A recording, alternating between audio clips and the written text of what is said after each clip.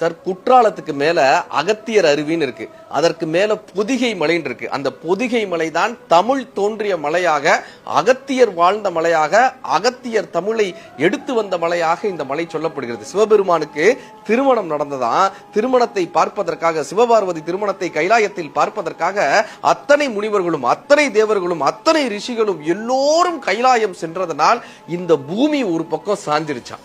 இப்ப சிவபெருமான் அகத்தியர் என்கிற தமிழ் முனியை அடைத்து இந்த பூமி சமநிலை பெற வேண்டும் என்றால் நீங்கள் பொதிகை மலைக்கு செல்ல வேண்டும், உங்களால் பொதிகை மலைக்கு செல்ல முடியுமா என்று கேட்க அகத்திய முனிவர் பொதிகை மலைக்கு வந்த பின்பு இந்த பூமி சமநிலை அடைந்ததான். என்ன தெரியுமா அர்த்தம்? இந்த உலகத்தில் உள்ள அத்தனை இனத்தவரும், அத்தனை மதத்தவரும், அத்தனை மொழியினரும், ஏன் கடவுளும் சேர்ந்து ஒரு பகுதியில் நின்று இந்த புறம் தமிழ் படித்த ஒரு அறிஞன் நின்றால் அது சமமாக இருக்கும் என்று நிரூபித்த மலை அகத்தியர் மலை, பொதிகை மலை. பொறுப்பிலே